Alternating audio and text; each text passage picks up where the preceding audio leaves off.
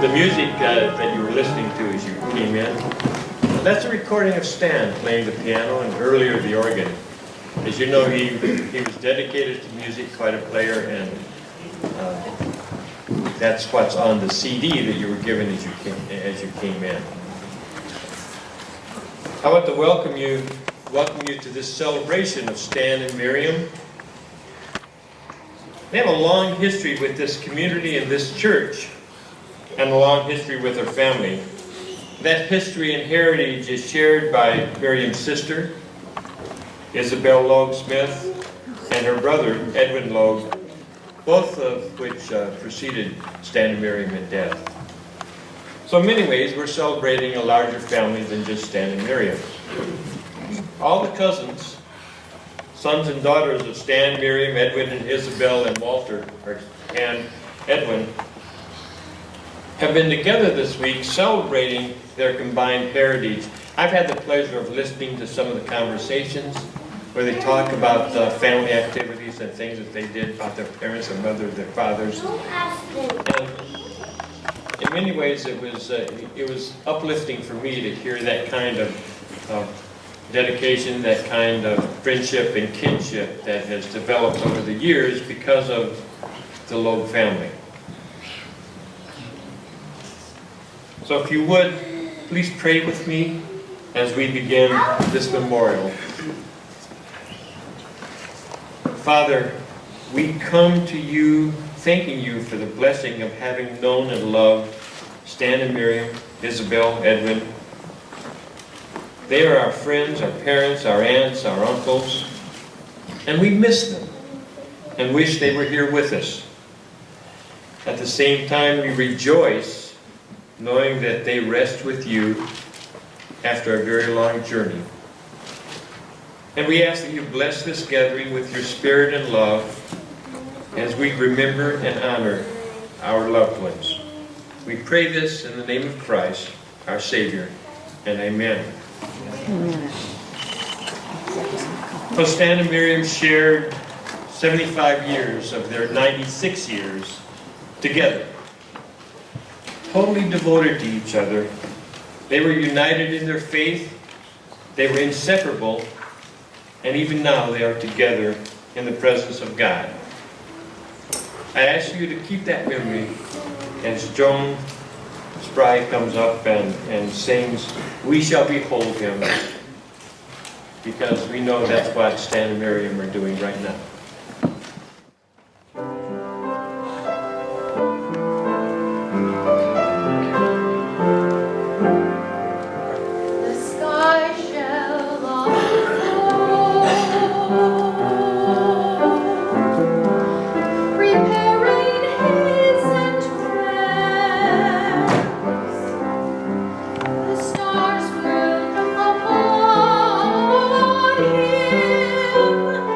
With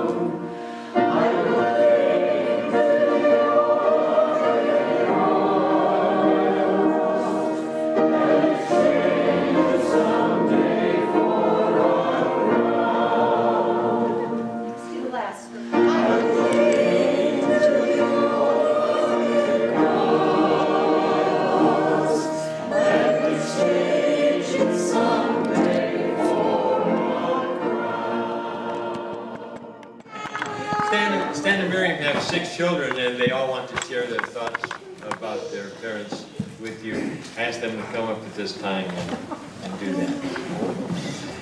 Good morning. Morning. Good morning. Thank you for coming here to help us celebrate the lives and glorious homecoming of Mom and Dad and Stan and Miriam Baker. They spent a remarkable 96 years on Earth, 74 of those years together as life partners. We are going to tell you a little bit of these two in a moment, but I'd first like to make some introductions. These are my brothers and sisters. So we have Joan and Donna, after we named Fritz, Hyde, and Steve, and I'm little Lester. The baby. So I'm Lester, or Les. I'm glad they didn't stop at 5. Since the passing of Mom and Dad, the 6 of us kids and our spouses have had some meaningful times of reflection on the impact that they had on our lives. First, Hyatt, Steve, and Fritz will be telling you about Dad and the impact that Dad had on our lives. And then Joan, Donna will talk about Mom, on how she also had that balanced impact on our lives. And I will be finishing up with some thoughts and reflections on my own. So first is Steve. I actually thought I was here for a Stan Baker look-alike contest.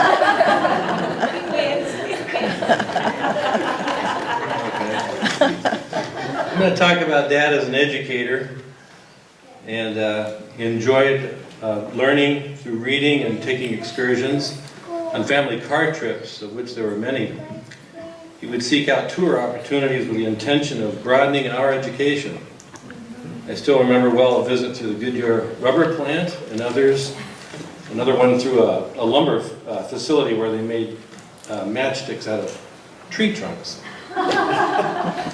Dad loved reading nonfiction books and documentaries, whether it was the Bible or other religious or secular books. Dad would underline, circle words, and place asterisks through its pages to highlight main points or crucial points.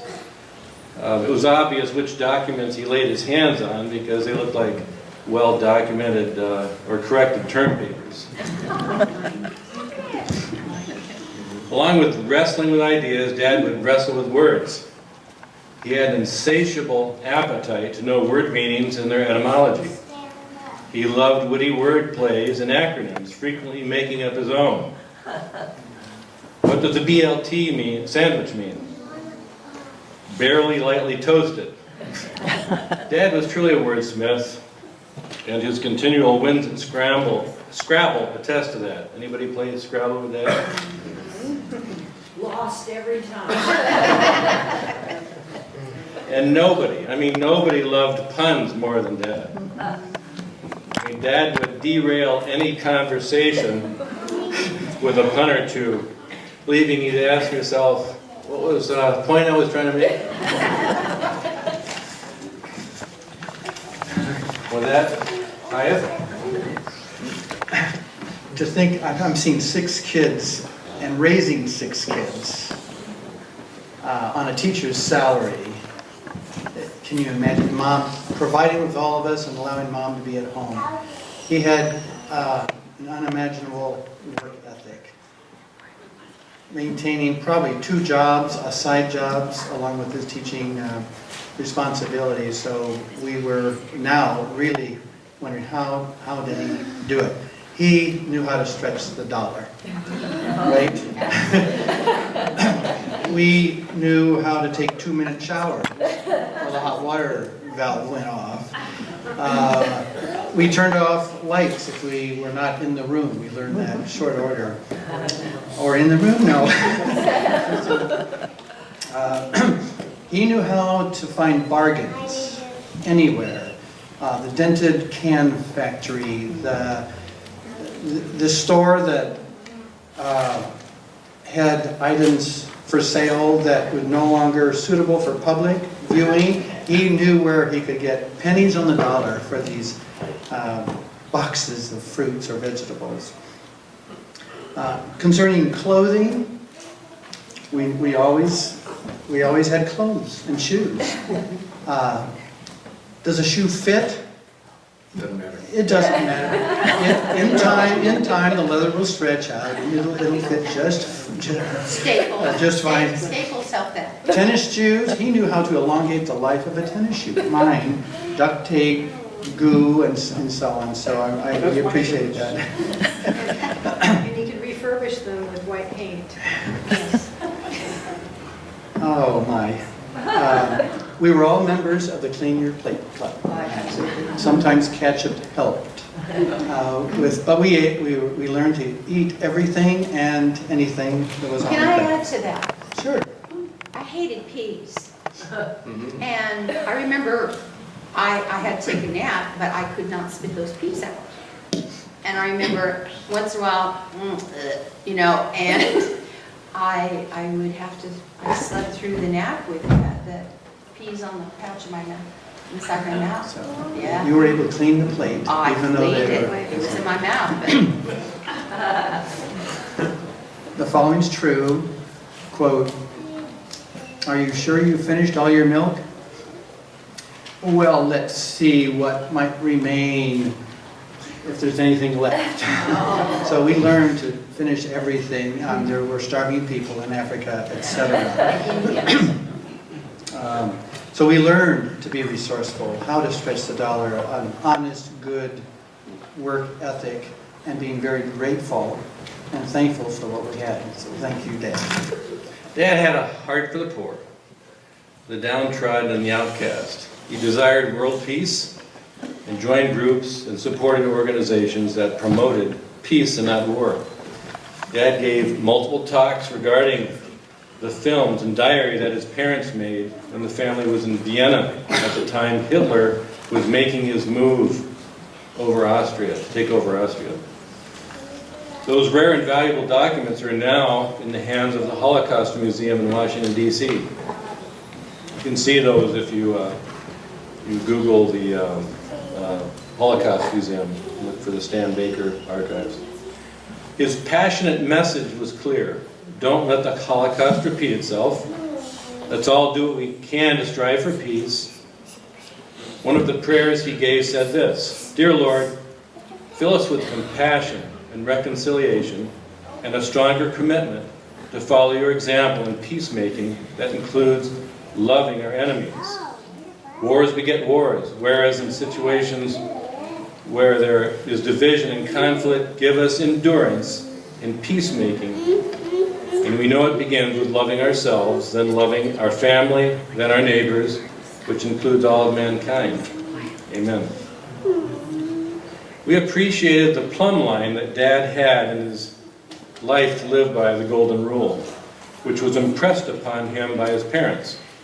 The following prayer was found in his files. "Today I will practice tolerance, acceptance, and love of others as they are, and myself as I am. I will strive for that balance between expecting too much and expecting too little from others and myself. As we all find out in life, it is much easier to preach than to do. But that plumb line was available to make those appropriate corrections." We appreciated that, Dad. And in a small way, he would help bring this message to me.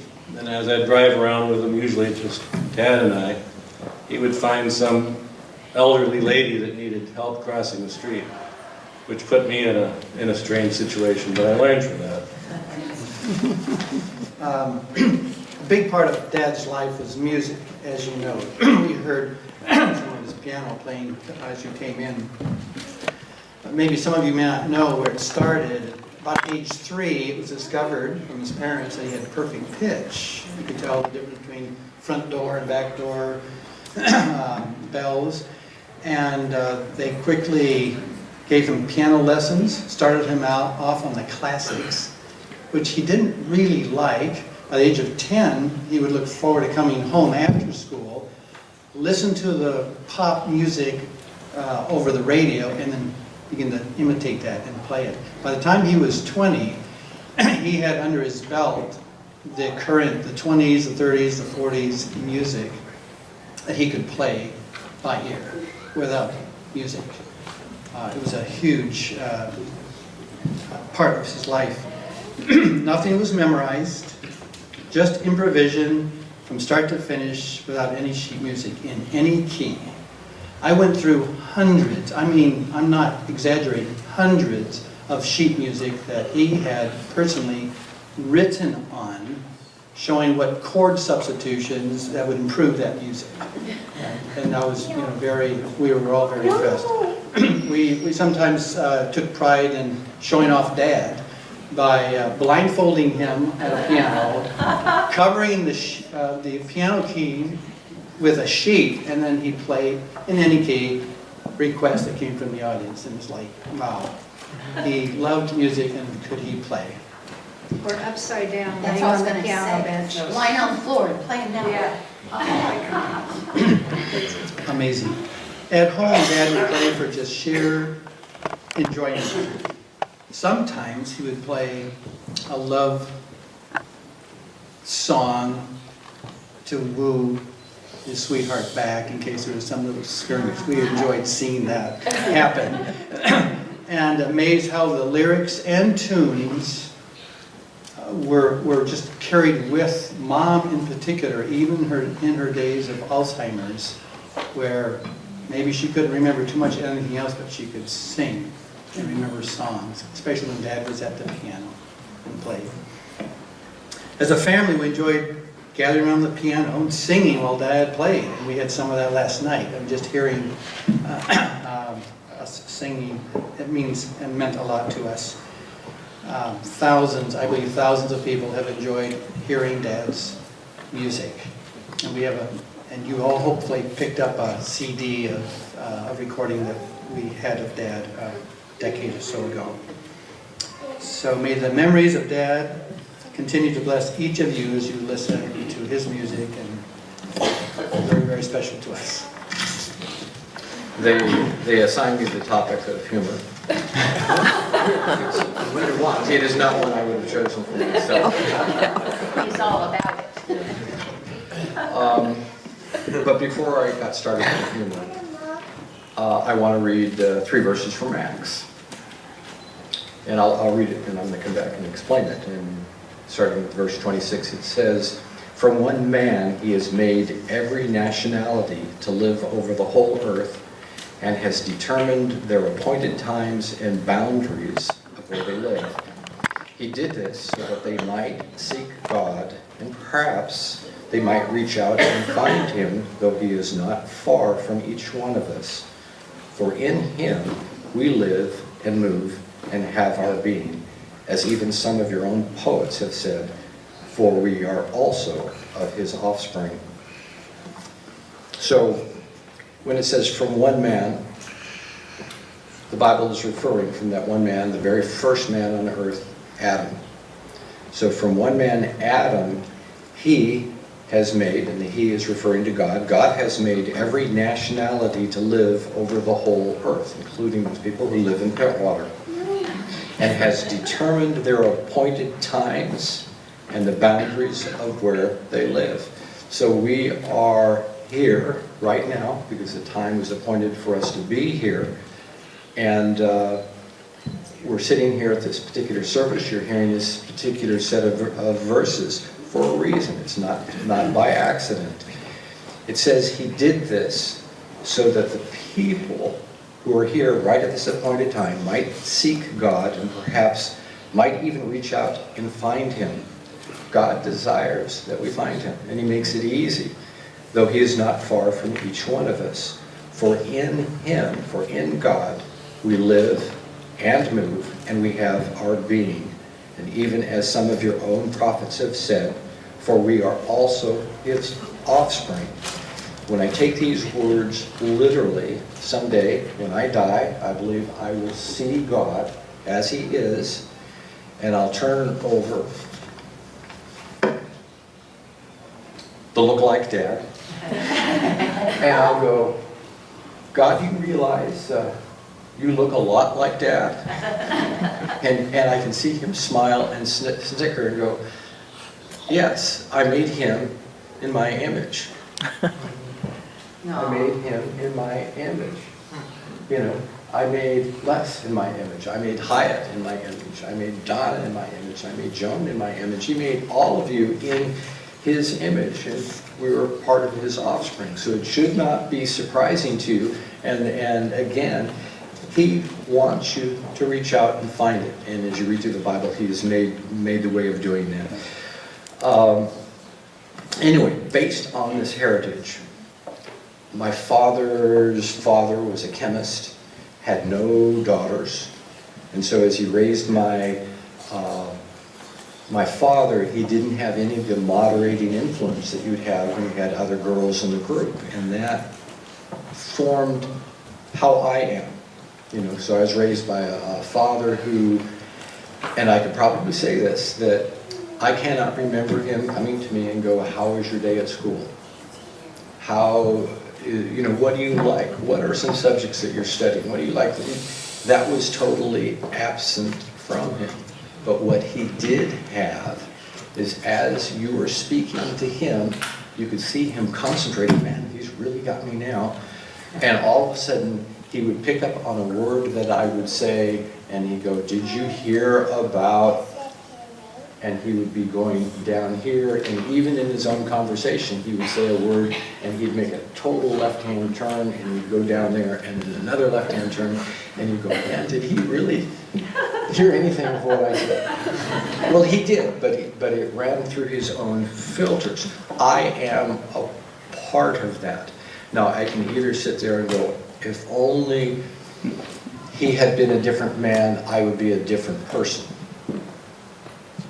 If only my mom had been a little bit more this, I would be a different person. But God says, no, I made the boundaries that you live, the portion of the world that you live, the time in which you live in, and I have given you those parents, the way they are, as crusty as they are, as influences in my life, so that I might be able to, oh my gosh, there is a God who looks just like him and him and him.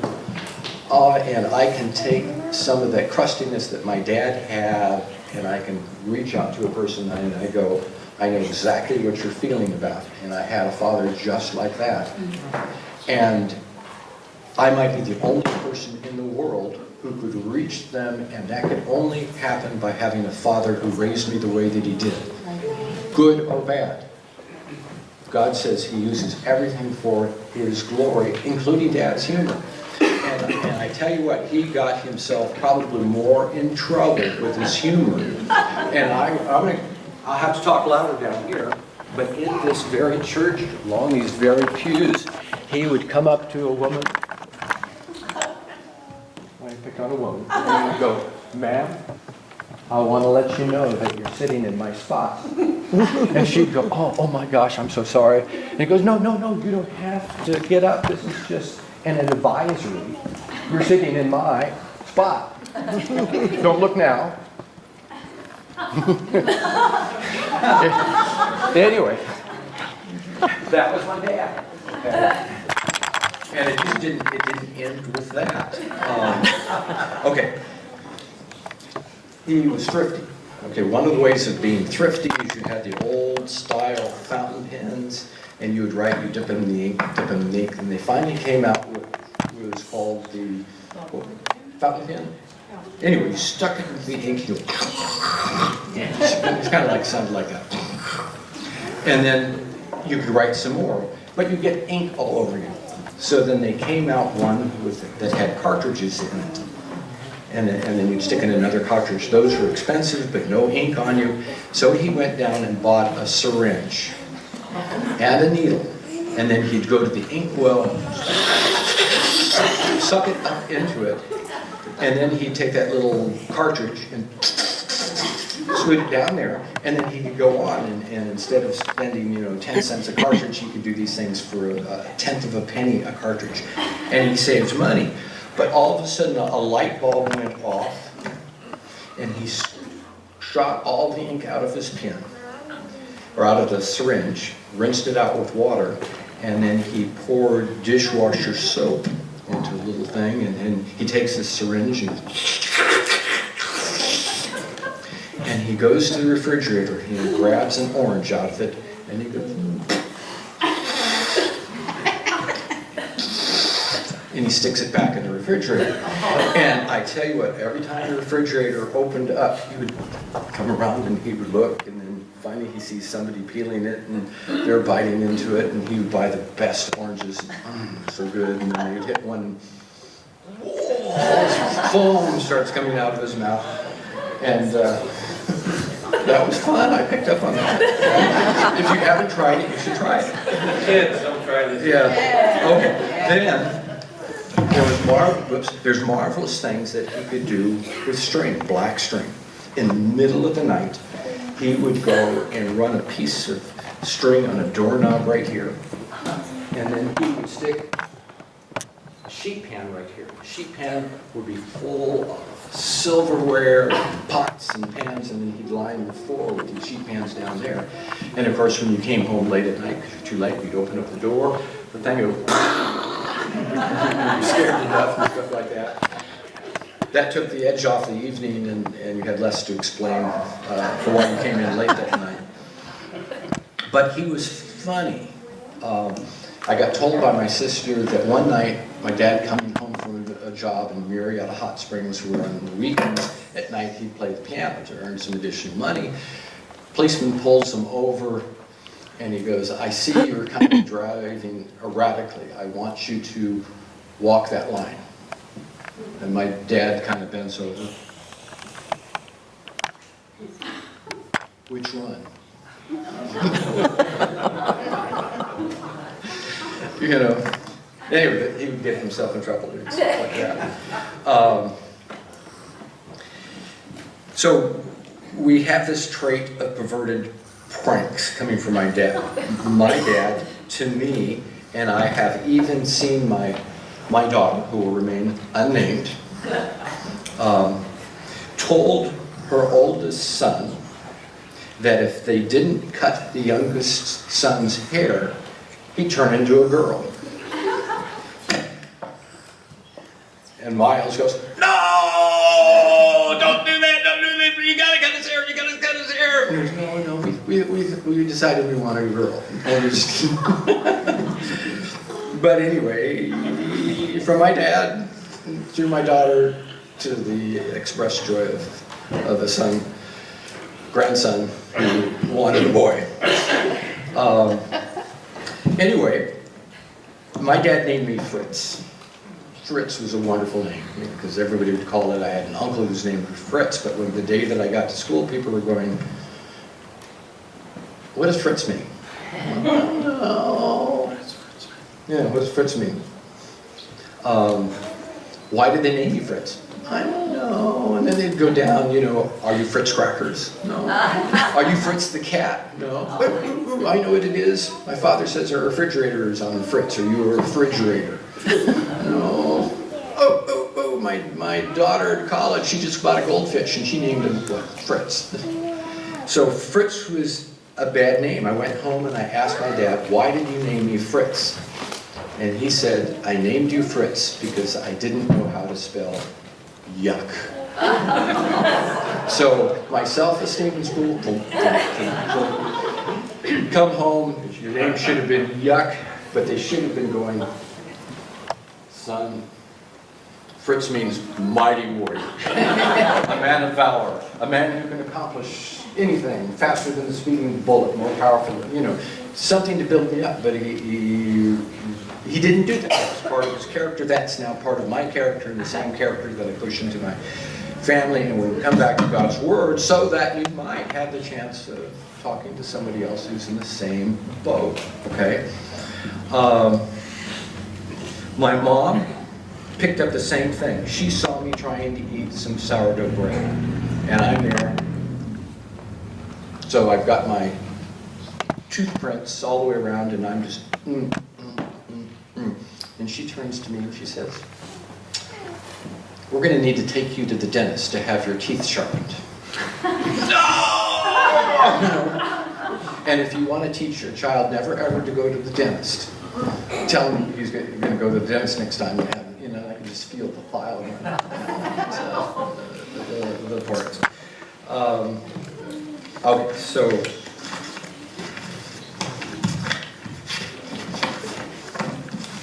just one or two things more.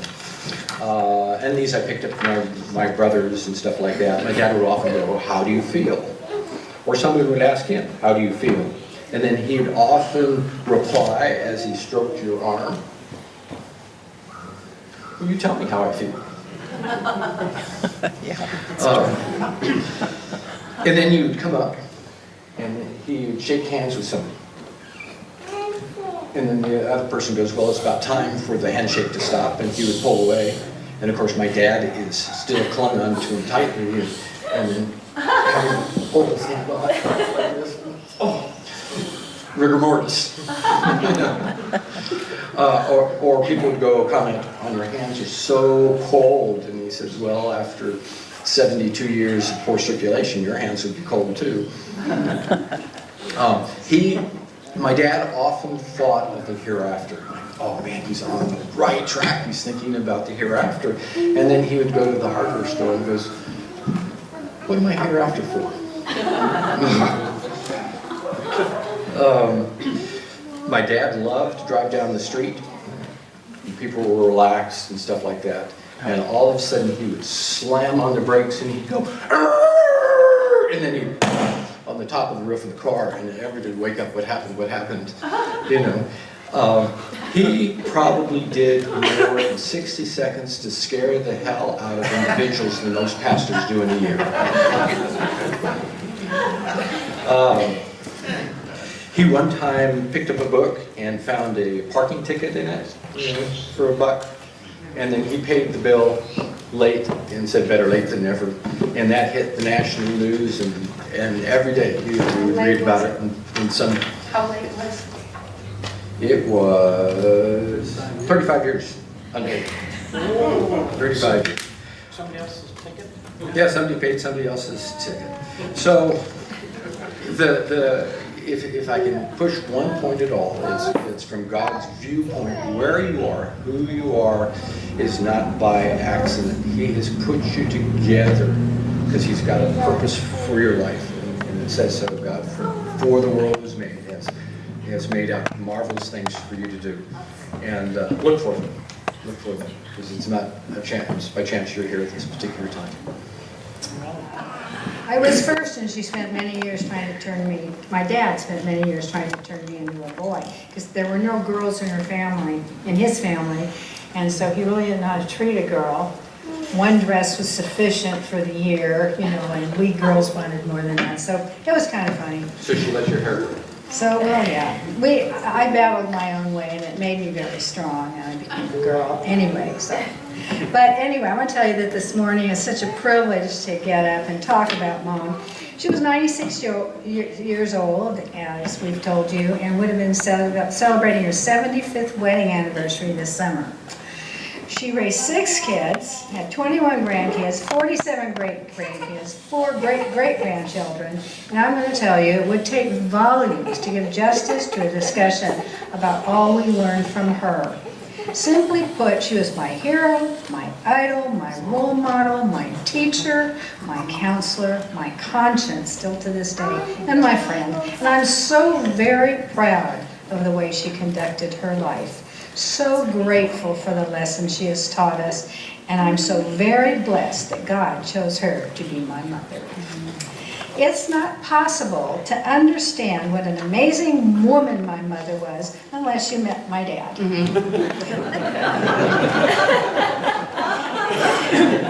If you talk to him, you know he was the one who had a relentless supply of jokes and puns, which my mom, I know, had heard countless times before, and she was often the butt of those jokes.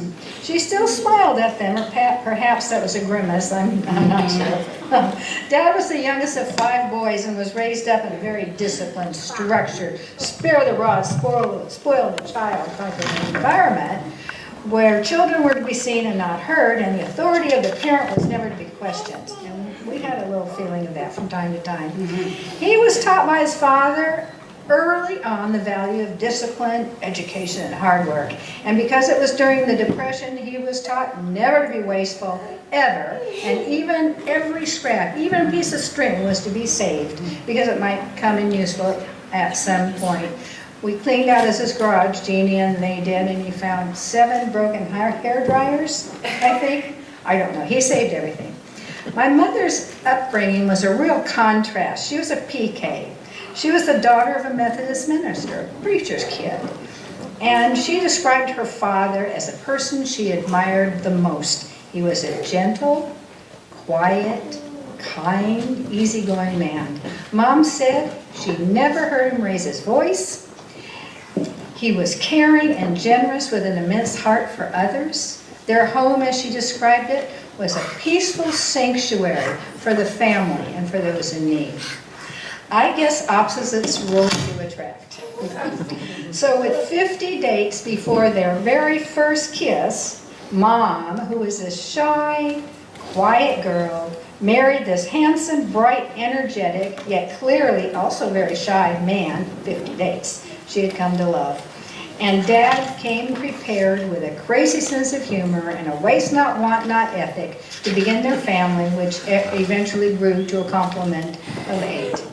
As you can guess, with 6 kids, Mom always had her plate full. She also had to balance Dad's concept of the proper way to raise a family with her own, which was one where children who had a need for self-expression could be heard as well as seen.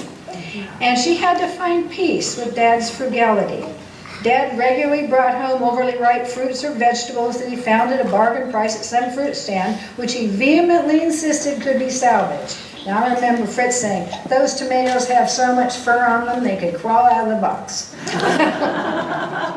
You remember the 100 pounds of carrots? Oh, do we ever. And the parts of a cow that no one else would eat. Well, tried it on us anyway. Yeah, anyway. And he always vehemently insisted that everything could be salvaged. Just cut the bad part off. In our family, no unnecessary light could be left on, as they talked about. No potato, no matter how black, or any other leftover could ever be thrown out. So we kids soon discovered that meals of leftovers concocted by my father could somehow be made a bit more palatable with a good dose of ketchup. Mom, like her father, was very loving, warm, and caring person. She was so compassionate and such a good listener. She made each child feel special. She earned her degree in child psychology and used her skills on us to overcome our insecurities and to excel where our strengths and talents would take us. She gave us self-confidence to face life with hope and enthusiasm. Because we learned from watching her that life and relationships can have their challenges and they can get pretty bumpy at times, we saw that in life there are very few difficulties that can't be overcome with enough love, faith, patience, and perseverance. So, while my dad worked very hard providing for his family as a high school teacher, working second jobs and keeping an evil, ever vigilant eye out for that bargain to help stretch the dollar, my mother concerned herself with building a family and teaching her children the qualities of good character she hoped to instill in us. Dad made sure a formal education was a priority for us. We were all expected to excel in school and get our college degrees. But Mom also educated us in other ways. She saw to it that each of us learned how to do all the tasks that it took to run a household. Everyone was required to pitch in and help out, and no one was excused until the whole job was done. There were 4 boys and 2 girls in our family, and believe me, there was never a gender discrimination. We all had to cycle through the long list of regular chores, like mowing the lawn, pulling the weeds, that was your job, and doing the ironing and dishes and vacuuming, that was our job. This is where I was taught the practical side of living. I learned that there was no job too big, too small, or too icky for me to do, and it was my responsibility that it was, and to do it well. All things were to be done well, because you wanted to be done well. I learned from them how to be frugal, to boil the bones for an extra meal. I do that well, don't I, Bobby? All right, I learned that you could fix anything with duct tape, that toilet paper that didn't grow on the roll, and if I wanted more than the basics, I would have to find a job to pay for them. But I go back to the shoes. I remember Mom, I was doing a rhythm thing with my sole on my shoe because it was flopping off, blip, blip, blip, as I walked. My mom, well, my dad would fix it. He'd get the stapler and, I was good to go. But my mom, I have some shoes I was going to save for you for Christmas. You're getting them now. Oxford shoes, do you remember that? Oh, yes. Black and white Oxford. So, anyway, toilet paper didn't grow on the roll. If I wanted more than the basics, I would have to find a job to pay for them. I never expected my parents to provide luxuries like extra outfits, shoes, or makeup. I will assure you, I wouldn't trade this part of my upbringing for anything because these were the practical lessons that carried me into adulthood. It allowed me to be a survivor during the difficult and sometimes spare times of my life. It's so good to know. Yeah, you can do it.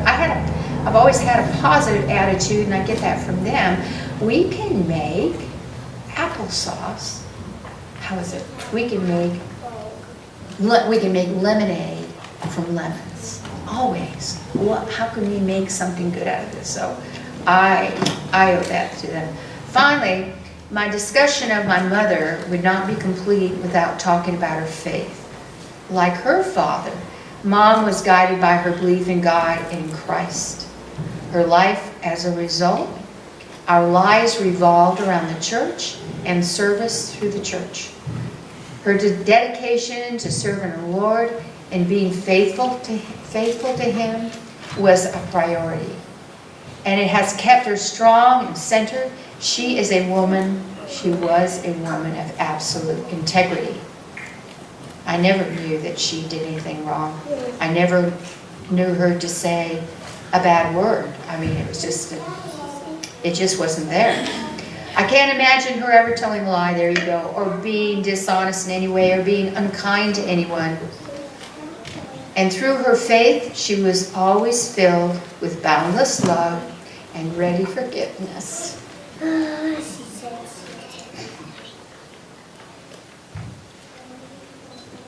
It was hard.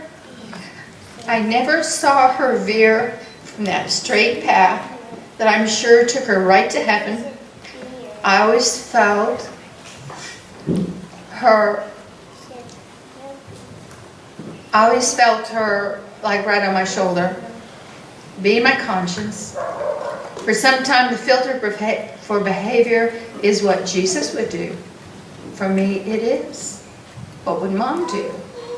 Because that would be what Jesus wanted me to do.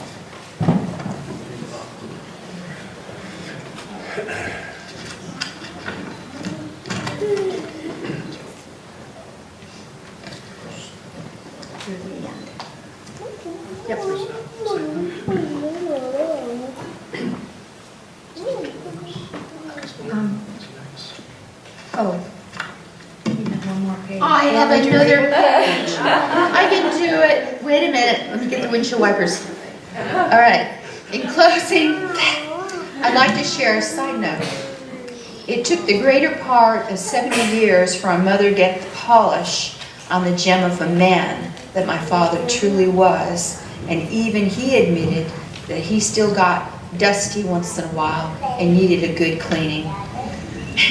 Yet we children have always been secure in the knowledge that our parents, in spite of the bumps and challenges, loved each other deeply and loved our family beyond measure. Oh, my mom and dad, we'd be riding on a trip and maybe they were having a discussion. He'd just reach out and just, his touch, they were always touching. It's good to touch. It's good to hug and to kiss, and it's healing. So I do a lot of that, don't I, Bobby? So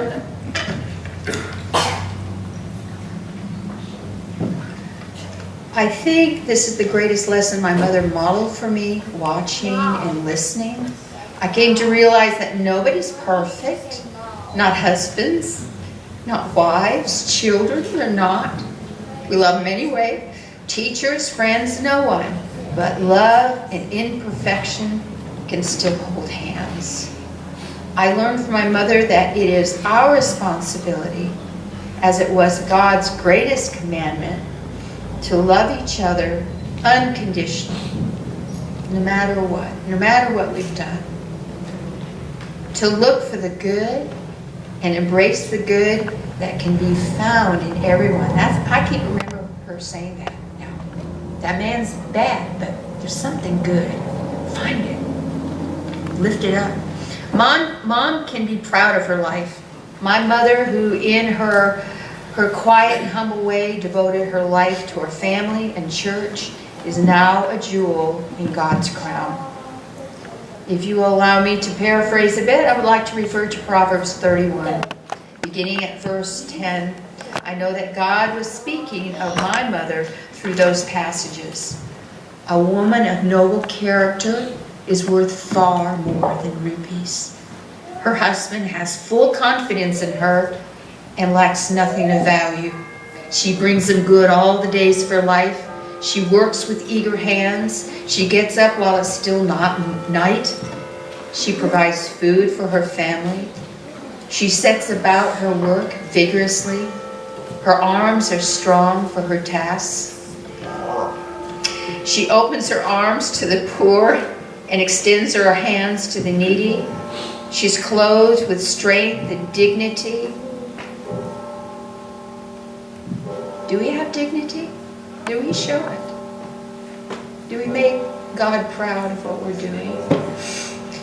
She speaks with wisdom and faithful instruction. Her children rise up and call her blessed. Again, I'm so thankful that my Father in heaven chose this godly woman of noble character to be my mother, and I rise up and call her blessed. Mom and Dad loved each other deeply and used that love to weather the ups and downs for 74 years of marriage and 6 kids. It's hard to think of one without the other. They could not stand to be separate, and now they are together again. Mom fell victim to a disease of Alzheimer's, and Dad became increasingly miserable because she could not recognize him. We believe the separation was too difficult, and that one day she just said, "Life has become too hard, so I'm going to check out that place called heaven. And if it is good, as I've been told, I will come back and get married." And with that, he died. Due to the severity of Mom's Alzheimer's, she was not recognizing Dad and stopped asking for him. So we decided not to tell Mom that Dad had died. The most amazing thing happened. The day before she died, she was calling for Stan. That day, after having a good visit with Don and Ro and kissing them goodbye, she slipped into an unresponsive state. But right before she died, she opened her eyes, which had been closed for hours. She raised both of her hands as though she was reaching for something and said, "Stan." Then she laid her head down and took her last breath. The staff said, "Do you think Stan came and got her?" We think so, of course he did. Even heaven couldn't bear another moment without her. Jeannie, our sister-in-law, has a videotape. I hope everybody has picked up the CD in the back. And it's very special. As you heard at the beginning of the service, Dad kind of serenaded us as he always did, either on the organ or the piano. And there is a video that we'll be watching downstairs. The end. In the interest of time, we'll skip the next hymn. We'll go right to a period where if those of you have some thoughts about Miriam and Stan you'd like to share, we'll ask you to come forward and do that. We'll do that as briefly as possible, but please come forward. Does anyone have something you'd like to share? I'm Rhonda Jenkins, Hamlin, before I was married. I have two stories, one of Stan and one of Miriam. Miriam one day during the week was going to bake cookies to bring to church for coffee hour. And she was really, really frustrated because the cookies she had mixed and baked, they didn't do what they were supposed to do. They just kind of went ugh, all over the pan in the oven, and she couldn't figure out what she had done wrong. She didn't do anything wrong. Stan decided to, for convenience sake of getting rid of packages and different things, he poured the salt that was left in a bag in with the container of sugar. So when she baked the cookies and measured out the sugar, she didn't have sugar, she had salt. So for Miriam, all I can say is she had wonderful patience and a wonderful sense of humor to put up with some of the antics that Stan did do. My story of Stan, I have a lot of those too, but the one that stands out most is when you guys are all talking about how frugal he is. And you know how they used to have the wood walkway up to the house and around and all that. And it was going bad because Miriam fell through one of the boards one time and got hurt and all this stuff. Well, that summer when we were up here, my husband and my husband was complaining how he was going to have to take the one section of the deck down because we were going to be building a new house. And Stan had this brilliant idea. He said, I got to get rid of all these boards because they're rotting and they've been here forever. He says, well, how old is your deck? And my husband says, well, we only built it like about 3 or 4 years ago, and now we're going to get rid of it. I got to tear it down in order for where they have to build the house. And he says, I'll take the boards. And my husband says, what? He says, I'll take the boards. I've got to replace all these boards around here, and you're just going to throw them away, so I'll take them.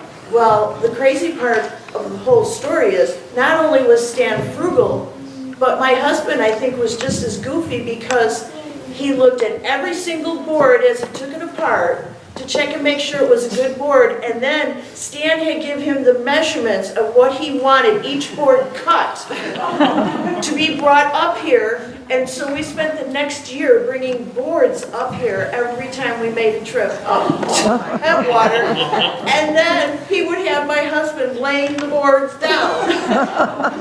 So I don't know who was goofier, Stan or my husband. I am Vicki, live on Grass Lake, and my mom and dad were Fred and Marjorie Mink and MINK. Stan is a phenomenal player of the organ and piano, and so is my mother. We happen to have a baby Steinway and an organ in our house, so Stan spent many hours playing with my mom. It was absolutely phenomenal, the music. And Dad, myself, and Marion sat out on the porch with a cocktail. And so did the neighbors started out with a cocktail, so he was phenomenal. He also played for my dad's service, and my granddaughters at that time were 12 and 9, and they played a little piece, but afterwards he went and talked to them and encouraged them to play. So he was very helpful in that, so we'll always remember it. Alan, I guess you'd say lived up the road from Stan and Miriam, and I've known Stan and Miriam from the years way before we moved here 26 years ago through the sailing club, and we became very close friends. And I have a story about Miriam, and I have a story about Stan. And Stan decided they had an old piano, and of course Stan wouldn't throw anything away. So he said, I'll donate it to the church here in Headwater.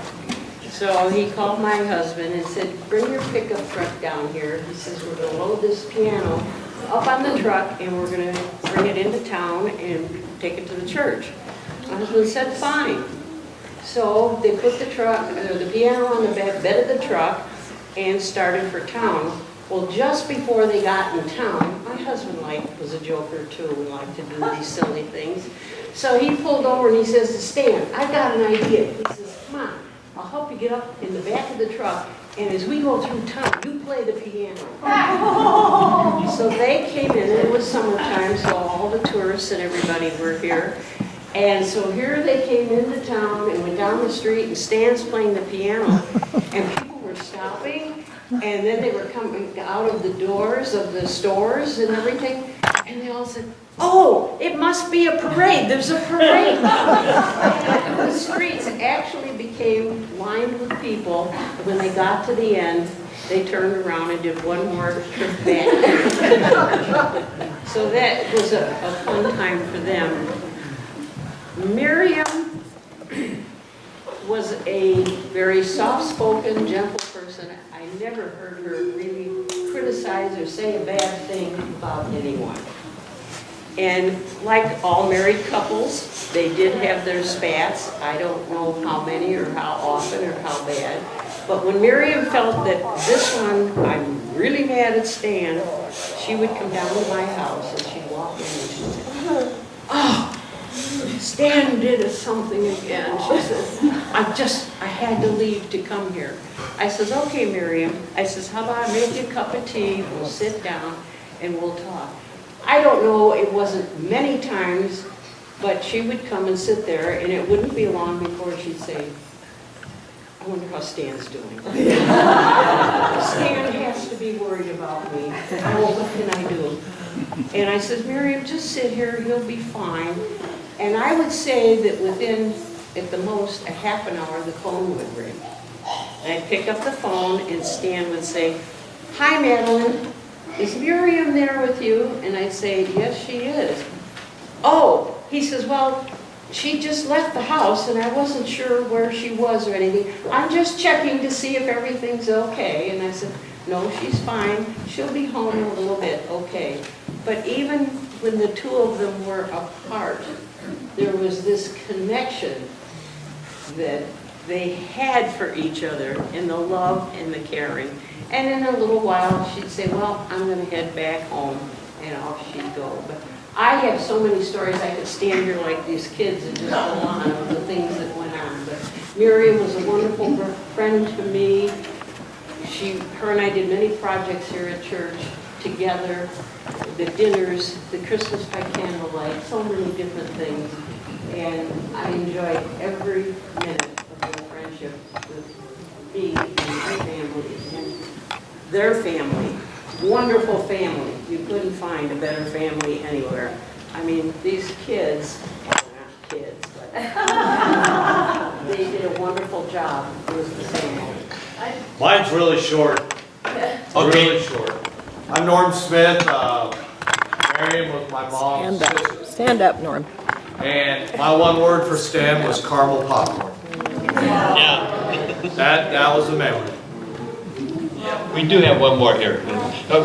Were you finished, no? Oh, yeah. First of all, I'd like to say, often when I go to a memorial service, I hear about people that were different than the people that I knew. The people I heard about today were exactly the people that I knew. I want to echo what Madeline said, and how important Stan and Miriam were to the fellowship and the mission of this church. In a lot of ways, but particularly in music. Stan often played for Miriam, but I was privileged to play for her when she did solos with the choir. Beautiful, beautiful voice. And even well into her 80s, she could hit those beautiful high notes. And it kind of reminded me of her when I played for Joan today. A couple quick stories about Stan. Many years ago, when they first came here, the church we had remodeled, we had that old green curtain in the front, and the piano was over on the floor in front of the organ. And Stan had just begun playing here at the church. And I pride myself on knowing most hymns, but we had a request for a hymn, and I didn't know it. And I do not play by ear. Stan was sitting behind me on the first pew. He reached over me and played the song. Yeah. The other thing is, I would play the piano and Stan would play the organ. And I heard somebody say today that he had perfect pitch. Well, I don't. Sometimes he would do the introduction and he would start playing and I would start playing and it would be in a completely different key than the key that was written in the hymn book. There was quite a bit of clash there. So I would ask Stan to, Stan, could you tell me when you're going to change the key? But he didn't always. Always be that clash. Finally I said, Stan, would you mind if I played the introductions? That he could listen to the key I was playing at. We loved them very much. When they left, we eagerly awaited their arrival. And now that I'm one of those people who leaves, I can only hope that people anticipate and welcome me back as much as we did Stan. And so we invite each of you to join the family downstairs for a time of fellowship and refreshments. But before that, let's have our final hymn, Let There Be Peace on Earth, number 431.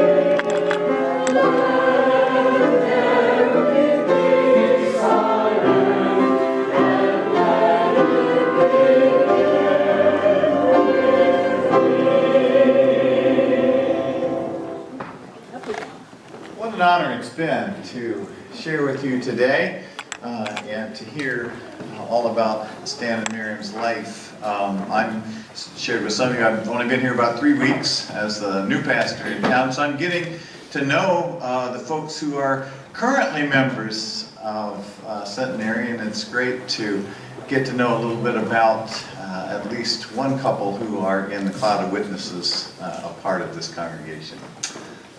Let's pray. God, thank you so much for the gift of community, for the gift of family. Thank you for every good gift that Stan and Miriam gave to those in this room and beyond, for the witness that they have been. God, as we come today, we come with tears, experiencing the loss of their presence with us, but with smiles as well, remembering all of the good times and all of the good gifts.